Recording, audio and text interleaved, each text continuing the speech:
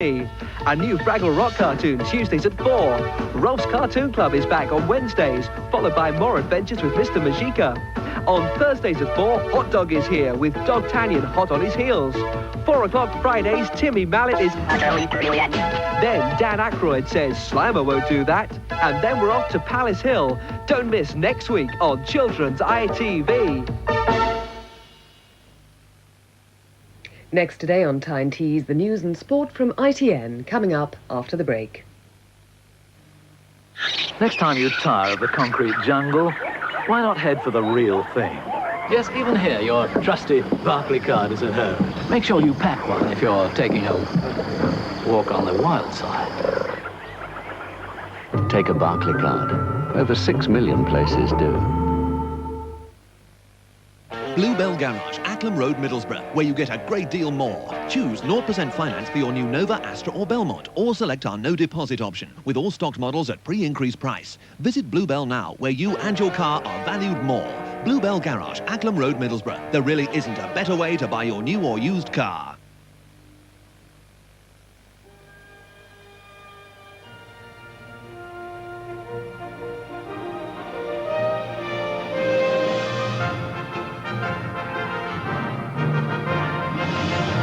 Every day, someone new finds the way to Win-A-Lot Prime, and finds that Win-A-Lot Prime is full of succulent, meaty pieces. Prime meat. Instinct leads to it.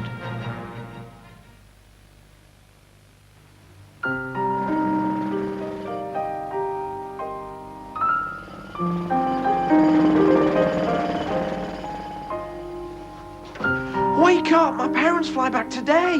Who are you? Who are you? Who's she? Get these glasses! Come on.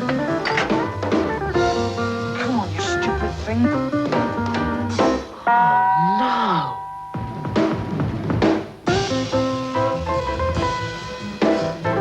Oh, hello, French polishers. It's just possible you could save my life.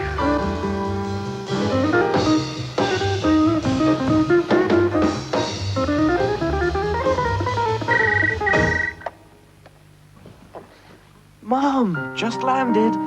Oh, quiet. I'm on my way.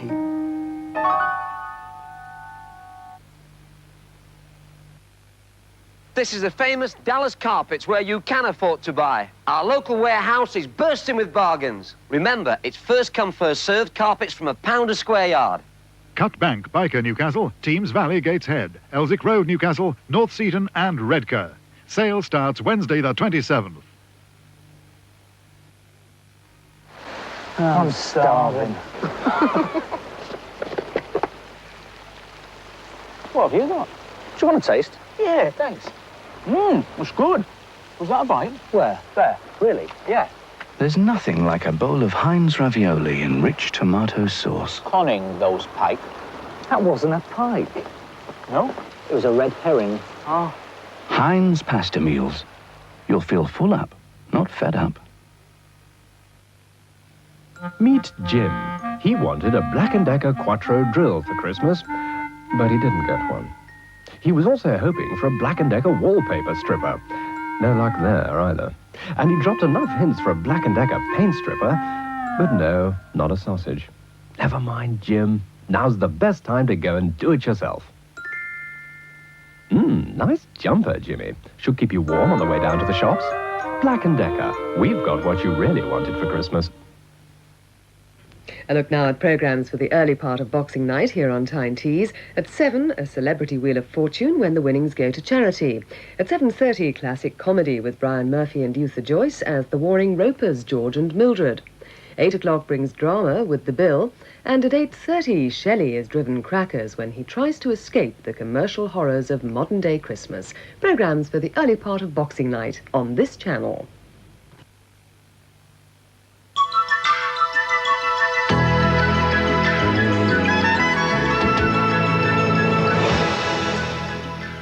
This is Tyne Tees Television. Now at 4:55, the news from ITN. The news from ITN. Nicolae and Elena Ceausescu tried and executed by firing squad. The crowds celebrate as the deaths are announced. Factory workers get their first taste of democracy. And in sport, Desert Orchid equals the record with a win over his stablemate. Good evening. Romania's new Prime Minister, Petre Roman, says Nicolae Ceausescu and his wife Elena were executed because of fears that loyalists were planning a rescue attempt. The former president and his wife were shot last night after being convicted by a secret military court of genocide. Later, Ceausescu's body was shown on Romanian television. Also today, members of the new government have appeared on state television for the first time. President Ion Iliescu and Prime Minister Petre Roman were meeting the Yugoslavian ambassador, who promised to help the new regime. We have 3 reports from Bucharest. First, Paul Davis with exclusive pictures from behind the scenes at Romania's state television station. Just 1 week ago, he was an all-powerful tyrant. Here, like a common criminal, Nicolae Ceausescu is unceremoniously bundled from an armored car, making his last journey before his execution. Romanian television showed these pictures early this morning, a short time after they announced that the deposed president had been shot dead by a firing squad. The 71-year-old former leader is seen undergoing a statutory medical test. This remarkable scene is said to have been filmed yesterday just before the president's trial. These pictures, the first hard proof that President Ceausescu was in fact a prisoner of the new regime. His 70-year-old wife, Elena Ceausescu, is also seen. She faced similar charges to her husband and is said to have met the same fate.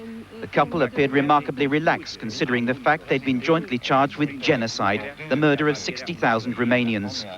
The pictures of the president were broadcast from here, inside the television station that is also the headquarters of the country's new leadership. But the transmission immediately sparked an angry dispute within this building. The newscaster told viewers that the TV technicians wanted to show proof that the president had been executed, but were being stopped by senior bureaucrats within the TV center.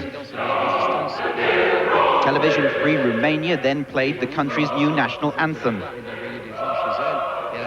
On 15 separate occasions, viewers were told to stay tuned to see how the power struggle turned out. Behind the scenes, there were heated exchanges, the television staff protesting at the censorship from above. It's just like the bad old days, one said. In a small-scale reproduction of last week's revolution, the soldiers protecting the TV center became involved, backing those demanding that evidence of the president's death be shown to the world. This morning, the television station is once again under new management. The younger, more liberal-minded technicians are calling the shots. They say they will broadcast proof that the president is dead to show that the old days of censorship and bureaucracy are over. And this afternoon, the TV station showed the crumpled forms of 2 bodies at the foot of a bullet-ridden wall, one clearly that of Romania's former dictator. Paul Davis, ITN, Bucharest. This was the only visible expression of relief in Bucharest today that Ceausescu was dead. A few hundred demonstrators rallying for support that never came. What's missing are mass protests. Romanians have been ordered to stay at home. They're still too scared to come out, and the revolutionary forces are obviously nervous. This rally was banned, but they broke through to Palace Square and made their point. Tell us the truth, give us freedom now, they demanded. Inside the liberated Communist Party building, where there is still a risk of infiltration and assassination, the apparatus of Ceausescu's rule was being pulled apart. News-hungry crowds are desperate to grab copies of the free press. The flow of information is still slow. The first newspaper to report Ceausescu's execution was Libertatea, where staff were free to express themselves openly. Hardly a shot was fired during the day, and a process of renewal is beginning. But it's too early to judge how popular it will be. Not until all the truth, past and present, is revealed, will Romanians truly believe the battle for democracy is won. Brent Sadler, ITN, Bucharest. They dug up a children's playing field on the outskirts of Bucharest to bury the victims of these past days of turmoil. 300 fresh graves in an area not much bigger than a football pitch. The bodies brought in one after the other by grieving families. Ceausescu's death, small compensation for the loss of their loved ones. This little girl, now without her father. We saw 12 people buried. All we were told had been shot. This is the price Romanians have had to pay for their revolution, a price today that many are finding very difficult to bear. The grave of Robert Baclu, shot in a demonstration. He was killed on the first shot. He was in the first front. That's a hero. That's a hero.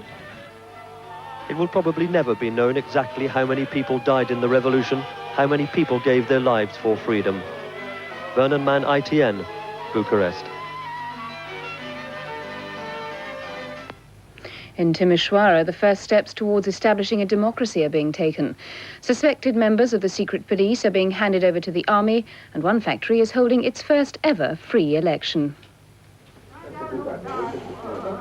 This woman stands accused of being an agent for the Romanian secret police. Arrested this morning by her neighbours, she listens anxiously as the People's Committee decides what to do with her. They decide that she must be handed over to the army. They will judge her fate. Outside the factory, the workers who brought her in cheer and celebrate the removal of a spy from their midst. There's also an air of anticipation. They're about to take part in their first ever free election. In this, the biggest factory in Timișoara, departmental heads with instructions from the workers meet to elect a new factory committee. They're not used to debate. Freedom of choice is alien, but democracy hard won is soon established.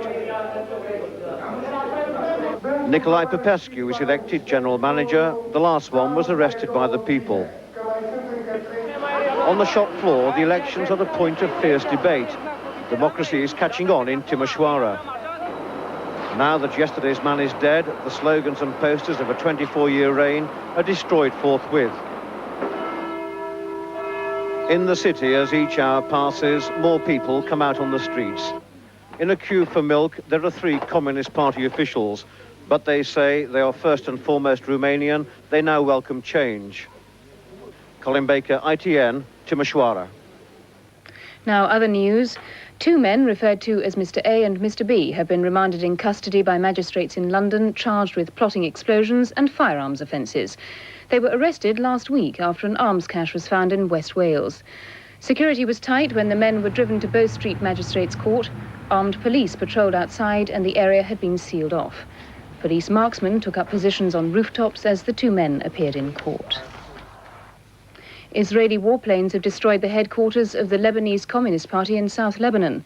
At least 3 guerrillas were killed and 15 wounded. Earlier, Israeli forces, backed by tanks and helicopter gunships, attacked another guerrilla base in southeast Lebanon, killing at least 2. In Panama, American troops are still surrounding the Vatican embassy, where the ousted dictator Manuel Noriega has taken refuge. Negotiations are continuing for his extradition to the States on drugs trafficking charges. Now, with sport and the full soccer results, here's our sports correspondent, Giles Smith. Liverpool are back on top of the First Division tonight after beating Sheffield Wednesday 2-1. Jan Molby got their first goal. The overnight leaders, Arsenal, went down 1-0 at Southampton. Now, today's results in full. Barclays League Division 1, Aston Villa 3, Manchester United 0. Crystal Palace 2, Chelsea 2, Derby 0, Everton 1, Liverpool 2, Sheffield Wednesday 1, Luton 1, Nottingham Forest 1, Manchester City 1, Norwich City 0, QPR 1, Coventry 1, Southampton 1, Arsenal 0, Spurs 3, Millwall 1, Wimbledon 3, Charlton 1. Division 2, Barnsley 0, Watford 1, Bradford 0, Middlesbrough 1, Brighton 0, Portsmouth 0, Ipswich 1, West Ham 0, Leicester City 2, Bournemouth 1, Oldham 2, Port Vale 1, Plymouth 2, West Brom 2, Sheffield United 2, Leeds 2, Stoke 2, Newcastle 1, Sunderland 1, Oxford 0. Division 3, Bolton 2, Blackpool 0, Bristol Rovers 0, Birmingham City 0, Chester 0, Wigan Athletic 0, Fulham 0, Bristol City 1, Huddersfield 2, Bury 1, Leyton Orient 1, Northampton 1, Mansfield 3, Rotherham 1, Notts County 4, Shrewsbury Town 0, Preston North End 2, Tranmere 2, Reading 1, Brentford 0, Swansea City 0, Cardiff City 1, Walsall 1, Crewe 1. Division 4, Aldershot 0, Exeter 1, Burnley 2, Carlisle 1, Doncaster 2, Wrexham 2, Gillingham 1, Maidstone United 2, Hartlepool 4, Scarborough 0. Lincoln City 4, Cambridge United 3, Peterborough 1, Chesterfield 1, Scunthorpe 2, Grimsby 2, Southend 0, Colchester 2, Stockport 2, Rochdale 1, Torquay 1, Hereford 1, York 0, Halifax 2. Scottish Premier Division, Aberdeen 1, Hibernian 2, Dunfermline 1, Dundee 0, Hearts 0, Celtic 0. Division 1, Airdrie 1, Clyde 0, Ayr United 2, Albion Rovers 0, Falkirk 4, Forfar 0, Partick 1, Clydebank 1. St Johnstone 3, Alloa 0. Division 2, Arbroath 1, Stirling Albion 2, Brechin 3, Kilmarnock 1, Cowdenbeath 2, Berwick 1, East Fife 1, East Stirling 1, Queen of the South v Dumbarton match postponed, Queen's Park 0, Stenhousemuir 0, and Stranraer 1, Montrose 2. Probably the most significant English match of the day was the second division top-of-the-table clash between Sheffield United and Leeds. Mel Sterland put Leeds ahead with a 35-yard free kick. Sheffield equalised 3 minutes later through Rostron. And then they went ahead just before half-time when Agana scrambled it over the line. But Leeds forced the draw in the second half when Shutt scored in the 51st minute. Both sides are looking good for promotion to the First Division. Desert Orchid, the country's best-loved racehorse, was back to winning form in the King George VI Chase at Kempton. A huge crowd of 25,000 saw the great champion make a rare mistake on the first circuit. Perhaps he was past his best. But at the second last... Well, that's the news so far. We're back at 11:15. Good evening.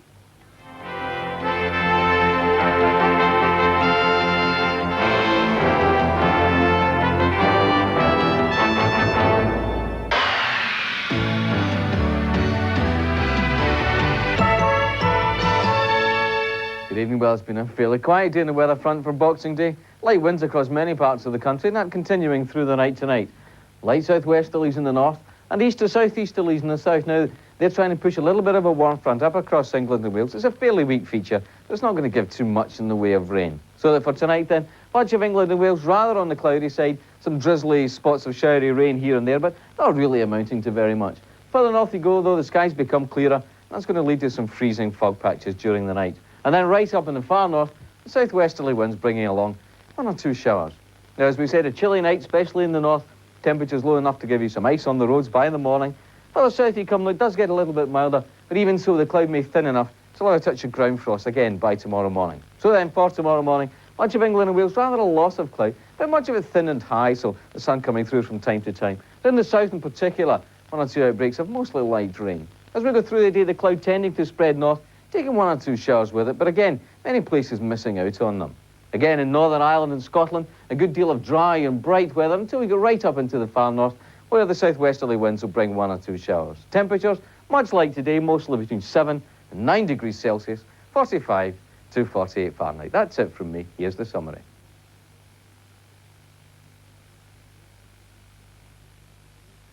And a look now at the forecast for the northeast for tonight and tomorrow.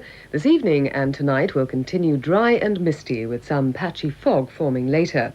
Temperatures will drop to near freezing with a widespread ground frost leading to icy patches on some roads. Winds will remain light. Rather cloudy tomorrow, any fog dispersing in the morning, and there may be a few spots of rain around during the day. Temperatures tomorrow reaching 6 Celsius, 43 Fahrenheit, with a light easterly breeze, and that's the weather forecast. Hello, if you've just joined us, welcome to Boxing Night on Tyne Tees. We have great family entertainment for the next hour and 50 minutes as Jeremy Irons and son Samuel star in Roald Dahl's enchanting Danny, the Champion of the World.